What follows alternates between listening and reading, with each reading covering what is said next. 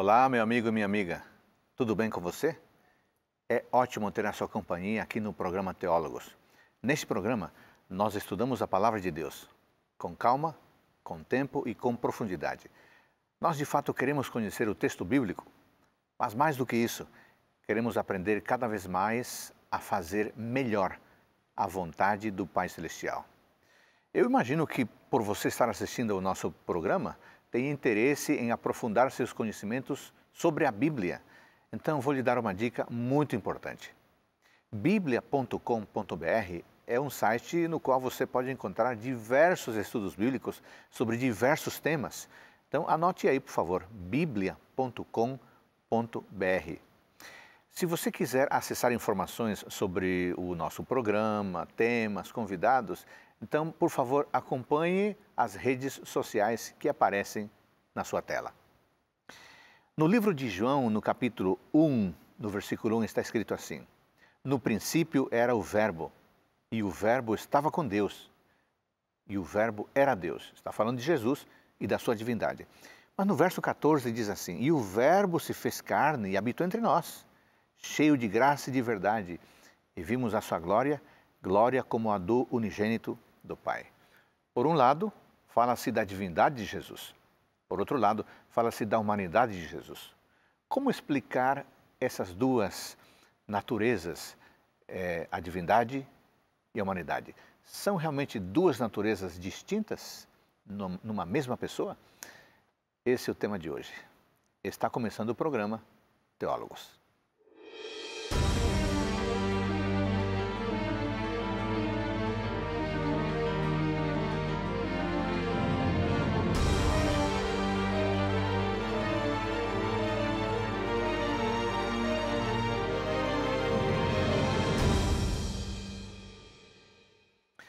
No programa de hoje vamos tratar do tema A Humanidade e a Divindade de Jesus.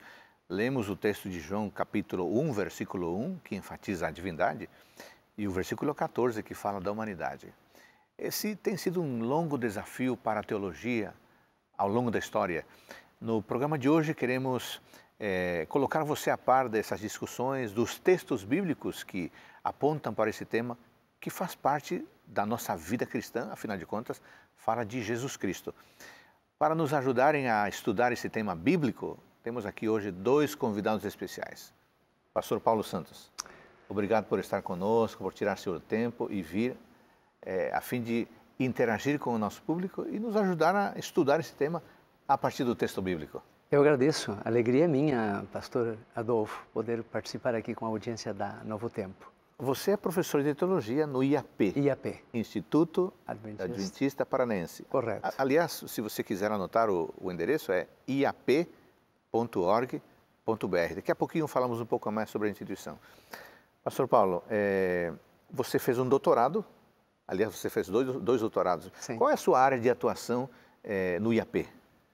Mas bem o Antigo Testamento. Eu dou hebraico, a introdução geral à Bíblia, santuário, livros proféticos, é nessa área mais ou menos. No seu doutorado, você fez um doutorado no Brasil, fez um no Peru? No Peru. Universidade Peruana União. Correto. O que você tratou nesse último doutorado? O último tratamos o papel que desempenham os montes na aliança de Deus com a humanidade. Foi um estudo assim bem interessante para mim, em forma pessoal, me ajudou a entender algumas coisas que eu tinha dificuldade de entender na aliança com Deus, a humanidade. Que legal. Você gosta de escrever, eu vejo que você tem um livro.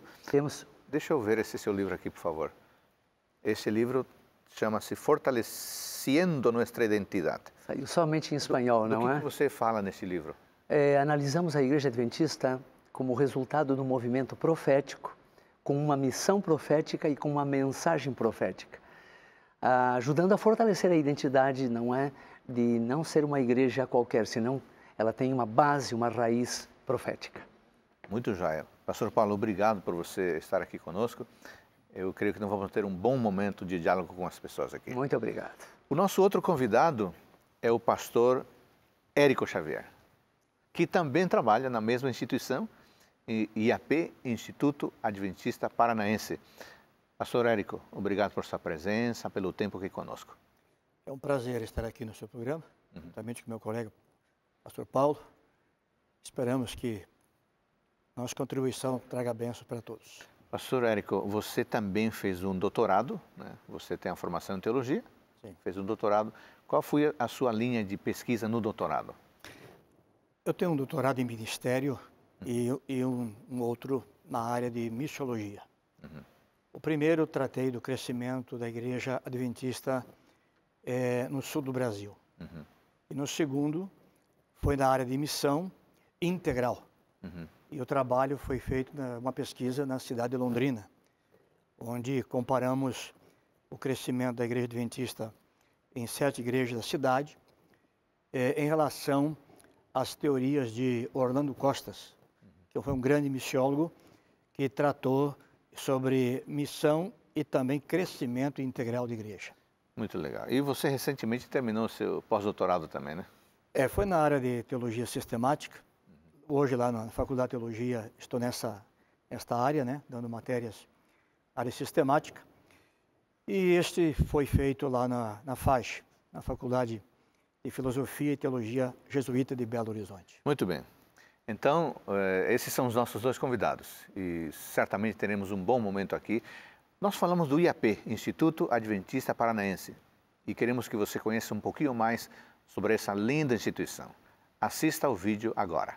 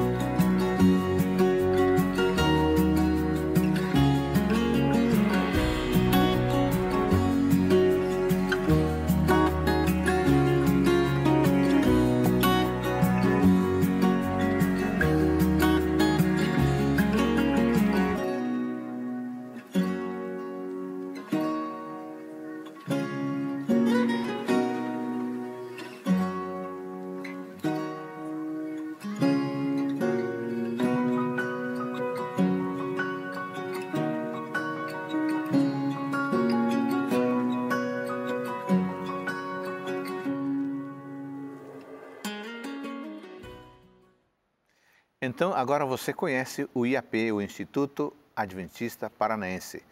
Você pode enviar o seu filho, a sua filha ou algum parente para estudar nesse campus que, além de oferecer uma boa formação profissional, vai lhe oferecer uma boa formação ético, moral e espiritual.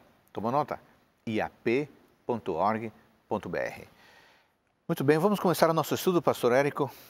O nosso estudo é sobre a humanidade e a divindade de Jesus. Mas antes de entrar diretamente nesse tema, é necessário fazer uma contextualização sobre a divindade, sobre quem é Deus e como entender a Trindade. Essa é a primeira questão que eu coloco para você. Quando nós falamos Deus, Trindade, do que nós estamos falando? É uma boa pergunta. E geralmente, quando alguém pergunta quem é Deus, vem na mente da pessoa e também na nossa mente uma imagem do Pai. Deus é o Pai. Sim. Aí depois vem o Filho e o Espírito Santo. No entanto, quando a gente estuda a palavra, a Bíblia Sagrada, a gente percebe que os três estão no mesmo pé de igualdade.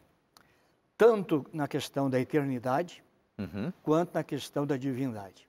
Por exemplo, Deus o Pai, como nós assim o chamamos, tem dezenas de passagens bíblicas dizendo que esse Deus é eterno. Eterno. Eterno. O grande problema é quando se menciona a pessoa do Filho e do Espírito Santo.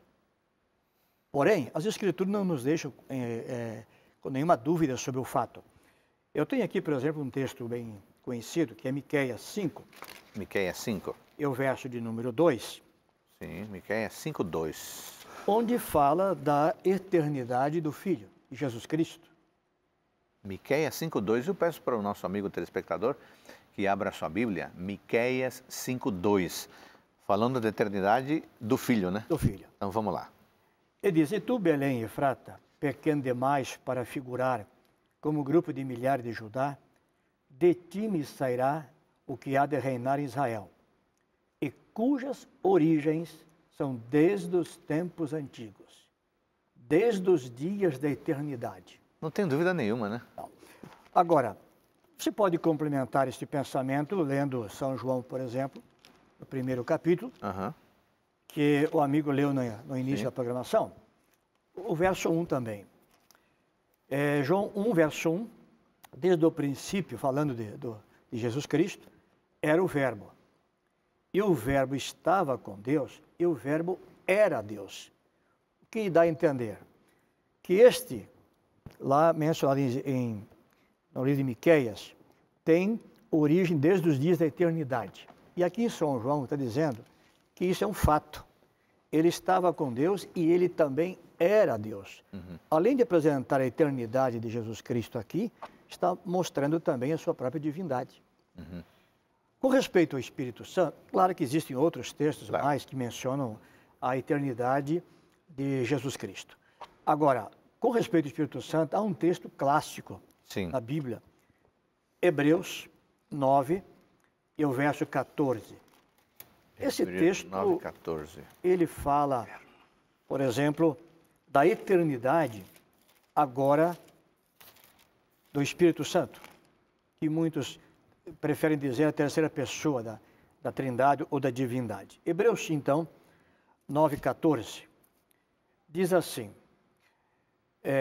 muito mais o sangue de Cristo, que pelo Espírito eterno, Espírito Santo, eterno, a si mesmo se ofereceu sem mácula a Deus, e segue o texto. A eternidade do Espírito Santo. Sim. Então a gente percebe uma igualdade. Os três, Pai, Filho e Espírito Santo, são eternos, e a mesma palavra diz que os três são divinos, são chamados de Deus. Agora, isso ficou claro sobre a origem eterna dos três, a divindade dos três. Poderia dizer, talvez alguém está nos acompanhando, pastor Érico, pensando assim, que interessante, Pai, Filho e Espírito Santo, é mais um, igual a 3. Está certo esse raciocínio? Existem duas matemáticas, né? A equivocada e a correta. 1 mais 1 igual a 3. Isso é politeísmo. Por que politeísmo? A crença de muitos deuses. Porque aí, no caso, teríamos 3 deuses diferentes. 3 deuses diferentes. Esse não é um raciocínio correto na Bíblia. Agora, se você faz 1 vezes 1 vezes 1 vezes 1 igual a 3. Aí sim, 3 pessoas, mas um Deus. Permite fazer uma ilustração breve. Seu nome é Adolfo Soares. Isso. Tá, digamos que nós três aqui, o Dr. Paulo também é Soares e eu também sou Soares. Ok. Da mesma família. Isso. Então, Adolfo Soares, Paulo Soares, Érico Soares. 3 pessoas distintas, certo? Porém, as 3 têm em comum o Soares. Portanto, pertencem à mesma família. A uma família, mas 3 pessoas. Transportando isso para o céu, para a divindade. Pai é chamado de Deus. Sim. O Filho é chamado de Deus. E o Espírito Santo é chamado de Deus. O Soares aqui, Deus lá. Só troca, digamos, os nomes. Correto. 3 pessoas, mas os 3 formam uma família chamada Deus. Então, quando eu digo assim, eu creio em Deus, estou dizendo que eu creio no Pai, no Filho e no Espírito Santo. Muito bom, ficou muito claro. Agora, pastor Paulo, esse Jesus que é Deus, se humanizou. A pergunta é, quando se tornou humano, que natureza ele assumiu quando veio ao mundo? A natureza de Adão, antes do pecado ou depois do pecado? Pastor, é interessante, o livro de Romanos menciona que ele é o segundo Adão mesmo, não é? Romanos 5. E há textos da Bíblia, há 2 grupos de textos na Bíblia. Um grupo deles que declara que ele assumiu a natureza de Adão antes da queda, conhecido como a teoria pré-lapsariana. E outro grupo de textos que declaram que ele assumiu a natureza de Adão pós-queda, ou pós-lapsariana, pós o pecado. E Ellen White também. É interessante que ela também tem citações que declaram que ele assumiu a natureza de Adão antes da queda e textos que sustentam que ele assumiu a natureza de Adão após a queda. O grupo de textos que declaram que ele assumiu a natureza de Adão antes da queda, eu quero destacar alguns, porque são muitos. por exemplo, Hebreus capítulo 7, verso 26. Eu gostaria até de ler. Vamos ler esse texto. Hebreus 7, 26. Para mim esse texto é assim, bem claro. Porque tal sumo sacerdote nos convinha, santo, inocente, sem manchas, apartado dos pecadores e feito mais sublime que os céus. Ele aí está dizendo claramente que não é natureza antes da queda. E nós temos alguns outros textos mais que falam do mesmo tema. Agora, do outro lado. Do outro lado, nós temos o caso de... Vamos ao mesmo Hebreus, capítulo 2, verso 14 e o 17. O 14 diz assim: assim que, porquanto os filhos participaram de carne e sangue, ele também participou. E o 17 diz, pelo qual devia ser em tudo semelhante a seus irmãos, para vir a ser misericordioso e fiel, em tudo. Bom, agora você nos colocou num dilema. Textos que defendem um aspecto, outro aspecto. Agora, pastor Érico, como resolver esse aparente antagonismo? E Ellen White apresenta também as mesmas duas posições. Sobre ainda esse pensamento, segundo Coríntios 5, 21, diz que ele o fez pecado por nós. Então, exatamente, esses dois grupos, né? Antes do pecado e pós-pecado. Podemos harmonizar isso? Como harmonizar? Então, evidentemente que Jesus Cristo, ao vir à Terra, se fez carne, se fez homem, assumiu natureza humana, né? E a forma humana. E como homem, fisicamente, ele sentia cansaço, sede, fome, certo? Estava sujeito a todos os problemas da humanidade. Então, ele herdou um corpo humano, fisicamente, digamos, pós-pecado. Certo? Agora, moralmente, espiritualmente, ele herdou Adão antes do pecado. E aí não havia necessidade... Então não são duas naturezas distintas numa mesma pessoa, no sentido de torná-lo duas pessoas diferentes? Exatamente. Seria natureza humana pecaminosa e uma natureza humana imaculada. Isso não há lógica nisso. Agora, é um tema tão profundo, pastor Adolfo. Vamos fazer o seguinte, algumas coisas ainda precisam ser esclarecidas, vamos fazer isso no próximo bloco. Perfeito. Nesse primeiro bloco, vimos que a Trindade se refere ao Pai, ao Filho e ao Espírito Santo, e que Jesus é eterno, o Pai é eterno e o Espírito Santo também. No próximo bloco, vamos tratar um pouco mais da humanidade de Jesus. Voltamos num instante.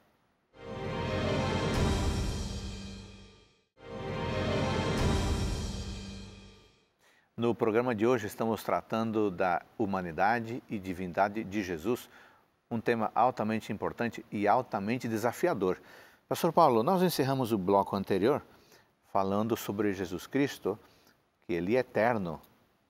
Aí fico pensando o seguinte, se Jesus é eterno, por que ele é chamado de Filho de Deus? Esse tema é tão apaixonante, nós vamos estudar pela eternidade, né, pastor Adolfo, claro. Esse tema. O nome Filho, ele assume durante o tempo do plano da salvação, especialmente a época que eu estuve aqui na Terra, é o Filho do Homem. Agora, como entender esse Jesus? Ele é tão grandioso. Nós temos ali no livro de Apocalipse dizendo que ele é a raiz de Davi e a linhagem de Davi. Ele é, Mateus 1 diz que ele é filho de Abraão.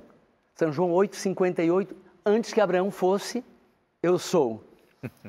No capítulo 3 de Lucas, fala que, vai apresentando a genealogia de Jesus, então Jesus filho de... e chega, ele é filho de Adão. Mas o capítulo 1 de São João, que o pastor leu um momento atrás, diz que ele criou tudo, ele criou também Adão. Então é um tema, assim, apaixonante. Mas o papel dele como filho é no contexto do plano da salvação. E aí eu citaria, seria bom até que os telespectadores pudessem ler o capítulo 9 do livro de Isaías, verso 6. Isaías 9:6. 9:6. 9:6. A Bíblia diz dessa maneira: porque uma criança nos nasceu, filho nos foi dado, o principado sobre os seus ombros, e chamará o seu nome admirável, Conselheiro, essa criança, Deus forte, Pai eterno, Príncipe de paz. Filho, mas ao mesmo tempo é pai. No plano da redenção ele ocupa esse lugar de filho. É como o filho no caso aí, filho, eu digo assim, como homem, ele é filho. Sim. Certo? Como homem. Ao se fazer carne, ao assumir este papel já desde a eternidade. Então, como dentro do plano da salvação, ele é homem. Mas, na verdade, sempre foi Deus, continuou sendo Deus e continuará sendo Deus. Agora, ainda nessa mesma linha, pastor Érico, como entender palavras como unigênito, primogênito, hoje eu te gerei? Exatamente. O que significa tudo isso? É interessante. Quando a gente pega a Bíblia em português, a gente se depara com essas palavras e se não temos aí um estudo um pouco mais aprofundado, vamos ter realmente dificuldades e uma certa confusão na mente. Uhum. Por exemplo, a expressão primogênito. Qual é a ideia que unigênito, único filho, primogênito, primeiro filho. É exatamente assim que a gente pensa, né? Isso. Mas quando a gente vai para as escrituras que foram escritas em outros idiomas, hebraico e grego e algumas partes em aramaico, o sentido é outro. Uhum. Um exemplo é São João 1,14, que já foi mencionado no início também, e o verbo se fez carne, né? Se fez carne. No grego, egênito, quer dizer o quê? Não era carne, tornou-se carne, não era carne, não era humano. Agora, nós temos em São João, na Bíblia, por exemplo, a palavra unigênito. Várias vezes essa palavra aparece, né? Porque Deus amou o mundo de tal maneira que deu o seu Filho unigênito. Monogenes no grego. É o único da espécie. Não o único no sentido de ser criado, mas o único da espécie. Não há nenhum outro igual ou semelhante a ele. Por quê? Ele teve uma mãe biologicamente, Maria, mas não teve um pai biológico. Todos nós temos um pai e uma mãe. Sim. Mas ele não. Então ele é o único da espécie. Certo? Nesse sentido. Agora, Colossenses 1,15, o primogênito de toda a criação. o primogênito, prototokos no O que grego. é prototokos no grego? Não o primeiro criado, mas o primeiro em importância, o primeiro em status, primazia, né? Em privilégios, aquele que tem os direitos e privilégios e responsabilidades, né, de um primogênito. Status, prototokos, não o primeiro cronologicamente. Uhum. Quando pegamos os filhos de Abraão, por exemplo, o primeiro filho não é chamado de primogênito, mas um outro lá na frente é chamado de primogênito. No Salmo 2,7 é dito, tu és meu filho, hoje te gerei. Te gerei. Essa expressão que aparece no Salmo de número 2 e é repetida em Hebreus, ela também aparece no livro de Atos, aqui eu faço questão de abrir a palavra no livro de Atos, no capítulo de número 13. Atos 13. 13 versículos, aqui eu tenho até anotado aqui para não me equivocar. Nós temos aqui, por exemplo, a Paulo, o grande teólogo Paulo, a partir do verso 30, né? Ele se utiliza deste texto justamente para falar desta expressão. O que significa esta expressão? Então, nós podemos ler aqui Atos 13, a partir do verso 30. Mas Deus o ressuscitou dentre os mortos. E foi visto muitos dias pelos que com ele subiram da Galiléia para Jerusalém, os quais são agora as suas testemunhas perante o povo. Nós vos anunciamos o evangelho da promessa feita a nossos pais. Como Deus a cumpriu plenamente a nós, seus filhos, ressuscitando a Jesus, como também está escrito no Salmo 2, Salmo 2, onde está a expressão, eu hoje te gerei, né? E diz, tu és meu filho, eu hoje te gerei. E que Deus o ressuscitou dentre os mortos. E continua o texto. Ou seja, Paulo diz, essa expressão, eu hoje te gerei, se aplica à ressurreição de Jesus Cristo. Muito bem. Poderíamos ampliar o processo de encarnação.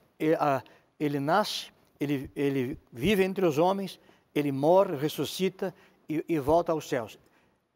É nesse contexto que essa expressão se aplica. Não que ele tenha sido gerado, criado como qualquer outro ser humano. Ele foi gerado aqui como homem no plano da salvação. É certo, muito bem. Pastor Paulo, se Jesus Cristo foi plenamente humano, ele teve doenças? Ele cumpriu a regra, as leis que ele mesmo tinha estabelecido sobre a saúde. A Bíblia não tem nenhuma informação sobre isso, mas entendemos que não, porque ele foi fiel em tudo. E voltando àquilo que nós tínhamos mencionado ali de Hebreus, sem pecado, sem mácula. Então, Agora, mas ele se cansou, ele tinha fome, tinha sede, ficava triste, são elementos da sua humanidade. Da humanidade, não é? Mas não são elementos que tragam consigo pecaminosidade, são inocentes, não é? Que todo ser humano que chega a essa terra tem. Muito bem, ainda falando sobre Jesus Cristo, pastor Paulo, alguma vez Jesus fez uso do poder divino, ele era Deus, para o seu próprio benefício? Não. E eu gostaria de ler um texto nesse sentido, em Marcos capítulo 2, versos 5 Marcos 2, 5. E o 7. Ele usou o poder divino, mas quando ele utilizou, foi em benefícios para outros. Seu próprio benefício, não. Ao ver Jesus a fé deles, disse ao paralítico, filho, teus pecados são perdoados.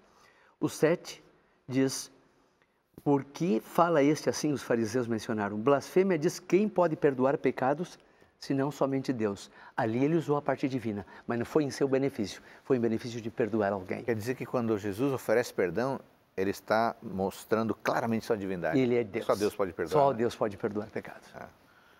Muito interessante. O pastor Érico, agora eu fiquei com uma dúvida muito grande, talvez essa seja a dúvida dos nossos amigos telespectadores que estão nos acompanhando.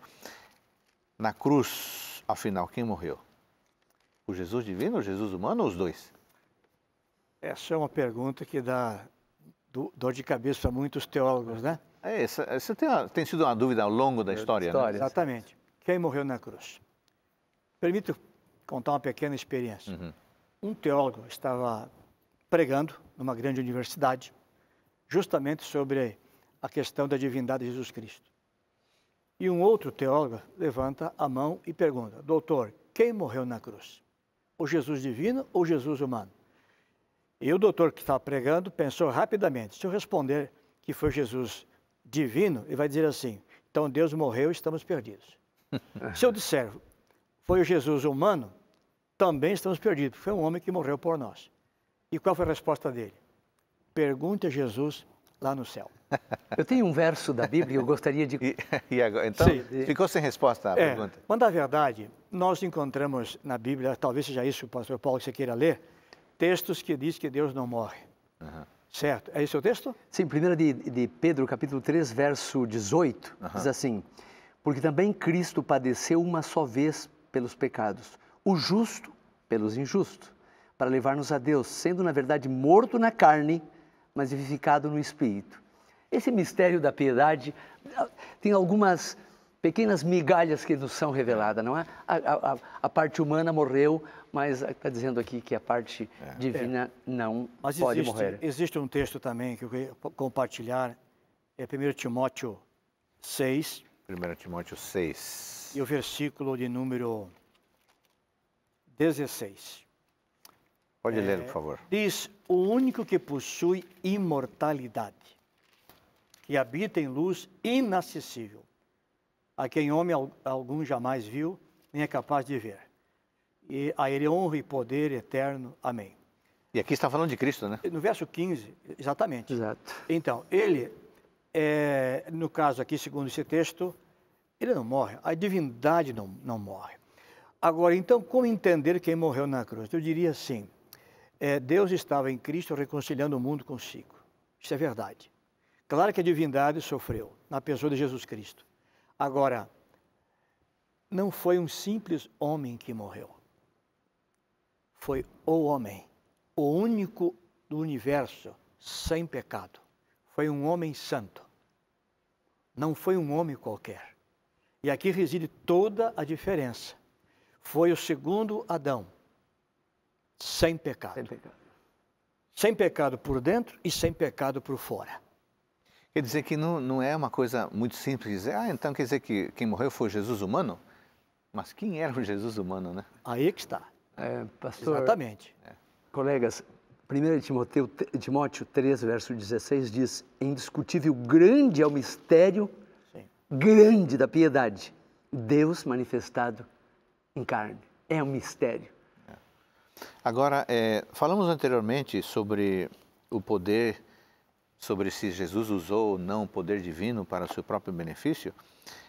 Eu acho que valeria a pena dar uma olhada aqui em Mateus 4, onde Jesus teve a tentação. Teve 3 momentos em que ele realmente poderia ter feito algo em seu próprio benefício. Exatamente. Mas nós lemos aqui que não foi, né? É isso mesmo? Ele foi desafiado, faça isto. E ele não fez. E na cruz, pastor, o que custaria para Jesus descer da cruz? Seria em benefício próprio. Que tentação tremenda. Eu posso fazer, estão me desafiando, mas eu não vou fazer porque é em benefício próprio.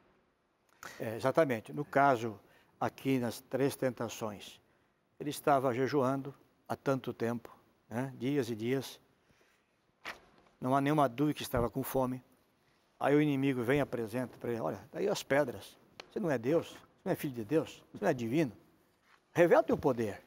Por que passar por esse sofrimento todo? Basta dar uma ordem e estas pedras vão se transformar em pães. Mas era em seu próprio benefício. E o que ele faz então? Ele diz, não, está escrito. Não, nem só de pão viverá o homem. Ele sempre recorria às Escrituras e dizia, está escrito.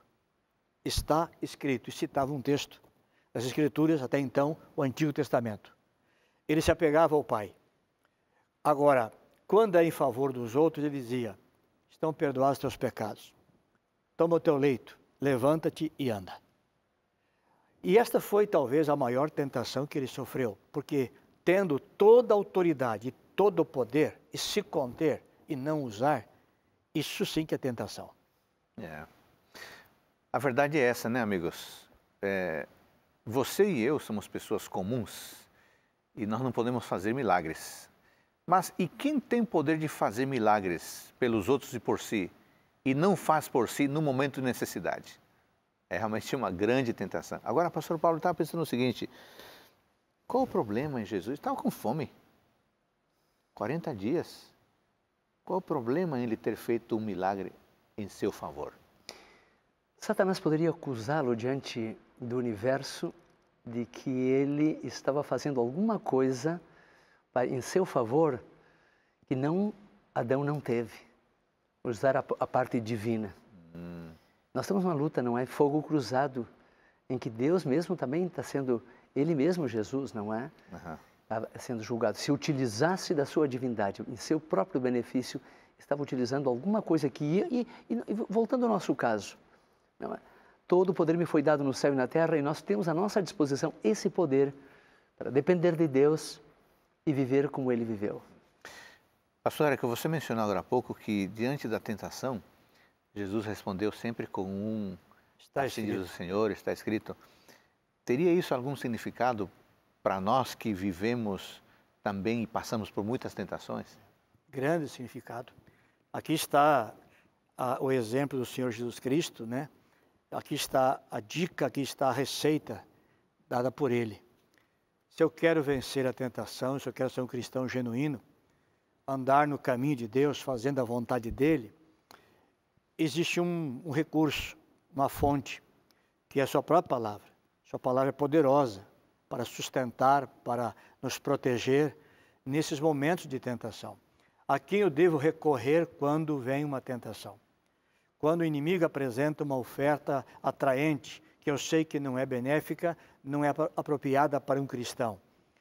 Ir às Escrituras, ir à oração. E tem um detalhe também aqui, que na segunda tentação mencionada, o inimigo coloca Jesus Cristo no pináculo do templo e diz, olha, por que você não se joga lá embaixo? Você é Deus. Você é Deus. Né? Eu costumo dizer o seguinte, que aqui o inimigo, ele tenta levar Jesus a dar um espetáculo, a dar um show, até praticar um esporte radical, se jogando lá do pináculo, lá embaixo. Com que propósito? Qual é o propósito disso? Então Jesus Cristo tinha uma outra missão. Isso. A missão dele não era dar show, não era dar espetáculo e não era fazer proeza em seu próprio benefício. Não. era salvar a humanidade. Que bênção, não agradecemos Ele por isso. E veio a terceira tentação, oferecer os reinos, etc. Também não. Então ele renuncia todas as ofertas. É como se ele estivesse dizendo o seguinte: eu vim para uma outra missão. A minha missão não é dar espetáculo, não é dar show, não é ficar rico. A minha missão é salvar a humanidade. E logo em seguida, no mesmo capítulo, ele está entrando nas casas e curando os doentes, abençoando as pessoas. Demonstrando o que de fato vier a fazer. Prática, a sua missão. Que bom que nós temos um Deus que não atua, não vive, não ministra em seu próprio favor, mas Ele está interessado em nos abençoar. No próximo bloco, vamos tratar de algumas questões muito interessantes. Por exemplo, quem ressuscitou Jesus? Ele ainda permanece com o mesmo corpo humano? Estamos tratando da humanidade e da divindade de Jesus. Voltamos num instante.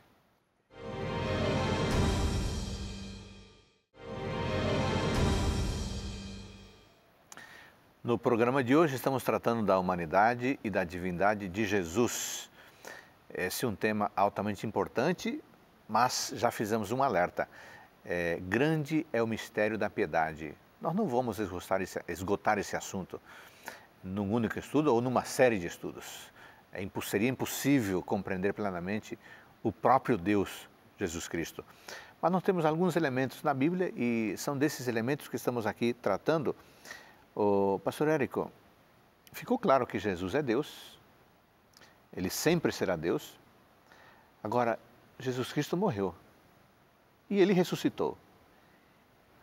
Quem foi que ressuscitou Jesus? Ele mesmo? Aí, voltando um pouquinho atrás, que o amigo acabou de dizer, né? Este grande mistério será estudado por toda a eternidade. Por isso que a eternidade não será enfadonha. Não, não será. Imagina estudar a ciência da salvação por toda a eternidade. Exatamente. Né? E outra coisa, com uma cabeça perfeita, né? Perfeita, exatamente. Então é uma coisa extraordinária. Com respeito à ressurreição de Jesus Cristo, nós temos aqui nas Escrituras a seguinte verdade: a Trindade participou, a divindade das três pessoas, como chamamos de Trindade, a Trindade participou da ressurreição de Jesus Cristo. Existem mais de 30 textos no Novo Testamento dizendo que Deus, o Pai, o ressuscitou. Isso é repetido várias vezes. Deus, o Pai, o ressuscitou. Agora, não há dúvida sobre isso, né? Porém, sobre Jesus Cristo, Ele mesmo. Em João 10, por exemplo, São João capítulo 10, João 10. versos 17 e 18, fala que Ele mesmo, né, vamos ler esses o textos. ressuscitou. Versos 17 e 18. Ok. Por isso o Pai me ama, porque eu dou a minha vida para reassumir. Nota a expressão. Eu dou a minha vida para reassumir. Ninguém a tira de mim. Pelo contrário, eu espontaneamente a dou. Tenho autoridade para entregar e também para reavê-la. Eu gostaria de colocar ainda outro verso bíblico aqui. É o mesmo Evangelho segundo João, capítulo 5, verso 26. Porque como o Pai tem vida em si mesmo, assim também há dado ao Filho ter vida em si mesmo. Ok, exatamente. Então, Ele mesmo ressuscita pela sua própria divindade. O Pai participou, o Filho participou, mas o curioso porque muitos pensam que o Espírito Santo é apenas uma energia, não tem personalidade, etc. Mas o Espírito Santo também participou da ressurreição de Jesus Cristo. É mesmo? Romanos diz isso claramente. Romanos capítulo 8, no verso 11. Diz assim: se habita em vós o Espírito daquele que ressuscitou a Jesus dentre os mortos. Aqui está, o Espírito ressuscitou a Jesus. Então, o Pai o ressuscitou, o Espírito Santo o ressuscitou Jesus Cristo e Cristo a si próprio. Então, quem ressuscitou Jesus Cristo? A divindade, a Trindade. Não foi uma pessoa apenas da divindade, mas a divindade toda esteve envolvida na sua ressurreição. Afinal de contas, é uma família com o mesmo interesse, né? Os mesmos propósitos, os mesmos alvos, a mesma missão. Extraordinário, extraordinário. Isso nos dá uma dica, viu, amigos? Toda vez que você tiver que estudar um tema, não fique preso a um texto. Não, mas aqui diz que Jesus tem que fazer uma busca, né? É um pouquinho lá, um pouquinho acolá, aqui. Juntando esses versos, você vai ter uma resposta mais completa. Não busque a verdade apenas num versículo. A Bíblia apresenta um conjunto de textos para os temas essenciais, né? Doutor Soares, isso aqui também reforça de que os três são divinos, são eternos e são Deus. Porque só um ser divino pode ressuscitar, né? Exatamente. Exatamente. Então, esta é uma outra nuance da Bíblia mostrando a divindade e a eternidade dos três. Pastor Paulo, Jesus é humano, já foi dito, ficou claro. Agora, ele terá um corpo humano para sempre? Interessante. Eu queria tomar só o gancho da anterior. Sim. Não é? Ele, ao tomar a natureza nossa, ele se vinculou com a humanidade para sempre, eternamente. E eu gostaria de ver algumas passagens, não sei se conseguiríamos ver todas, mas o momento que Jesus ascendeu ao céu, da maneira que vocês viram ele ir, ele vai retornar. Vamos ler esse texto, Vamos. Texto importante. Atos capítulo 1, Isso. verso 9 ao 11. E poderíamos ter mencionado também, e eu tenho um próximo que eu quero mencionar. Então vamos lá, pode ler esse aí, Atos 1, 9 ao 11. E havendo dito essas coisas, vindo eles que foi levantado, recebeu uma nuvem e ocultou dos seus olhos. E estando eles com os olhos colocados no céu, entretanto, que ele ia, eis aqui se colocaram junto a eles dois varões com vestiduras brancas, os quais também lhes disseram: varões galileus, por que estáis olhando para o céu? Esse mesmo Jesus, que ha sido tomado de vós ao céu, assim, da maneira que vocês viram, não foi um espírito. Nós temos, voltando um pouquinho atrás, o livro de São João, capítulo 20, verso 27, quando ele apareceu aos discípulos, o famoso Tomé queria ver se era mesmo. E o verso 27 diz assim: logo disse Tomé, coloca a teu dedo e olha minhas mãos, e coloca a tua mão no meu costado, não seja incrédulo senão crente. Mas o verso diz assim: logo disse a Tomás, põe aqui teu dedo e olha minhas mãos. Olha, eu sou o ser... E o terceiro, pastor, que para mim é o mais significativo, é em Filipenses capítulo 3, verso 20 e 21. É muito claro isso aqui, aquilo que o pastor Érico falou um momento atrás, que vamos analisar na eternidade o plano da redenção, a divindade de Jesus. Diz ali: mas nossa cidadania está nos céus, da onde também esperamos o Salvador, o Senhor Jesus Cristo, o qual transformará o corpo da humilhação nossa, para que seja semelhante ao corpo da glória sua, um corpo, por poder com o qual pode também sujeitar a si mesmo todas as coisas. Além disso, pastor, após a ressurreição, Jesus Cristo conversa com os discípulos. Ele é visto em pessoa, em corpo. Ele come, ele participa de alimentos. Ele come, ele conversa, ele anda no caminho de Emaús com os dois discípulos, conversando, entra na casa, ele abençoa o pão. Quando viram as mãos dele, inclusive. Levanta as mãos. Ele foi visto em pessoa. E desta forma, em corpo, ele subiu. E aí é onde entra o primeiro texto, né? Que os anjos disseram: assim como vistes ele subir, ele voltará. Ou seja, um corpo humano. Não se tem notícia de que um espírito se alimente, né? Aí está. Não se tem notícia. Olha aqui, amigos. E vai transformar esse corpo em um corpo de glória. Eu quero ler para vocês aqui um texto muito bonito sobre esse assunto da humanidade e do corpo de Cristo. Ao tomar a nossa natureza, o Salvador ligou-se à humanidade por um laço que jamais se partirá. Ele nos estará ligado por toda a eternidade. Para nos assegurar seu imutável conselho de paz, Deus deu seu Filho unigênito a fim de que se tornasse membro da família humana. Agora preste atenção, retendo para sempre sua natureza humana. Toda vez que você se sente triste, preocupado, ninguém me compreende, ninguém compreende você? Jesus compreende você. Ele é um de nós, né? Será sempre o Deus conosco. Ele se identificou tanto com a humanidade, tanto conosco, que continuará carregando esta forma humana para sempre.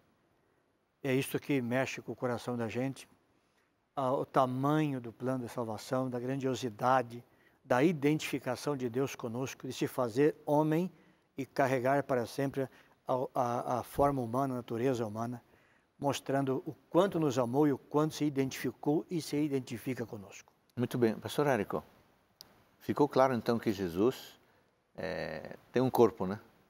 Os anjos disseram isso. E se os anjos disseram isso, para nós está claro. Isso significa dizer que, por assumir a humanidade para sempre, ele perdeu, por exemplo, a sua onipresença? É uma pergunta tremenda. Eu já ouvi vários comentários e pregações sobre esse assunto, né? Sim. Alguns dizendo assim, Jesus veio, aliás, ressuscitou e subiu aos céus e enviou o Espírito Santo como seu representante, porque ele agora perdeu a sua o atributo da onipresença e enviou seu representante.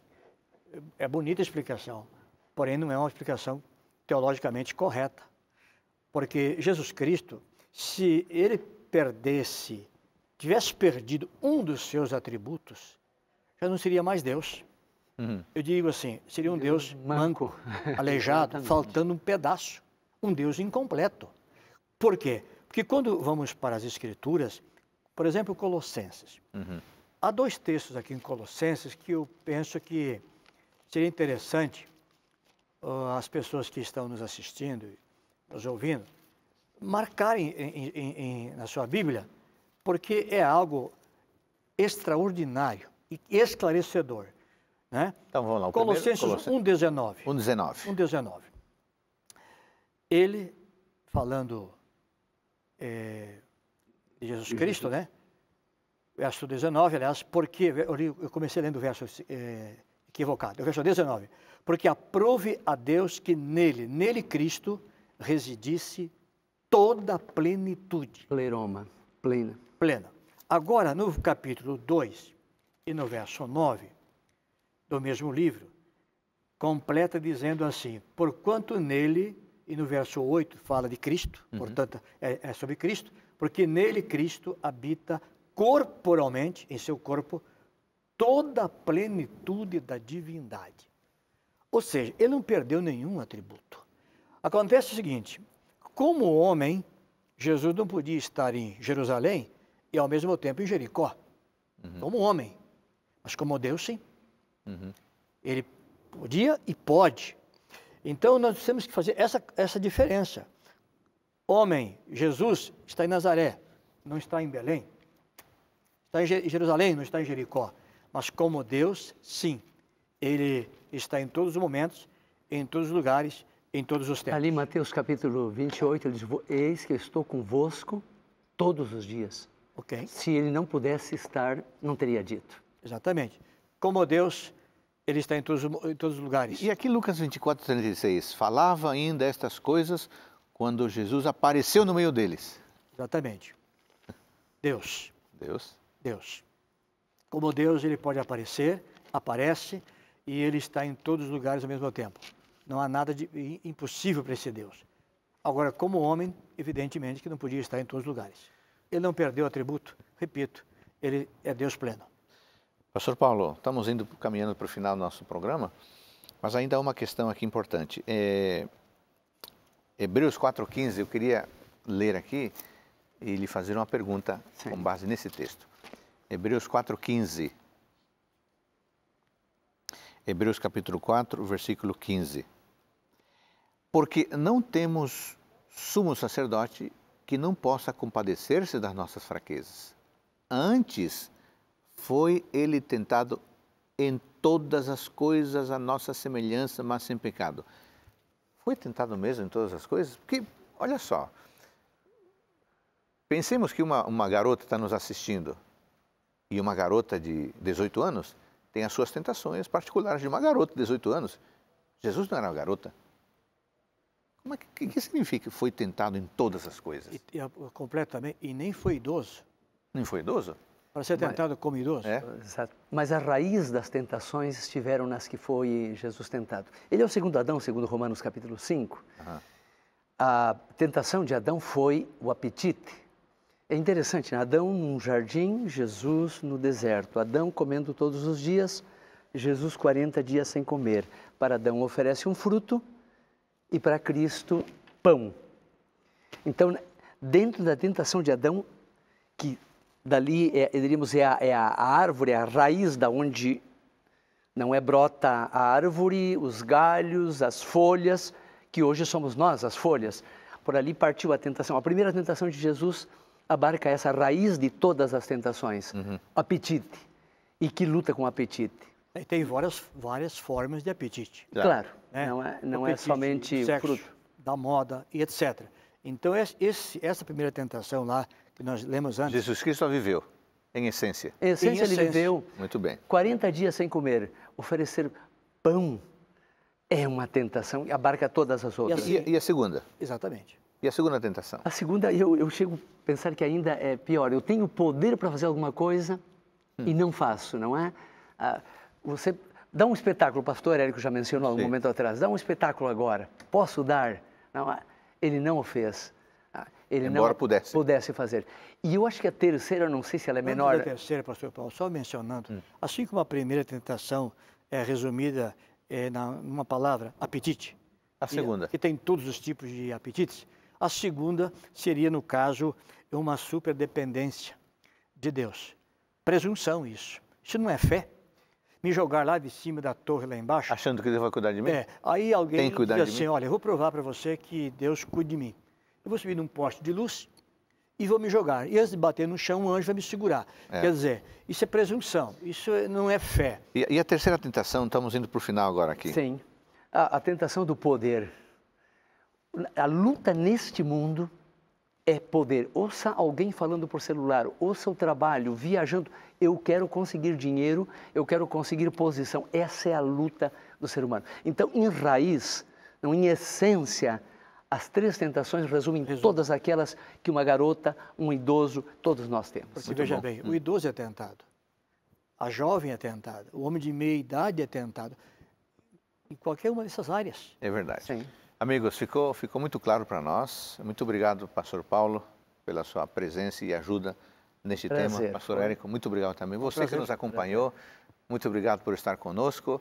É muito bom saber que temos um Deus que nos entende, como Deus tem poder para nos ajudar e como ser humano tem a sensibilidade para nos compreender. É esse Deus que servimos e é esse Deus que amamos. Obrigado por sua presença conosco. Até o próximo programa, Teólogos.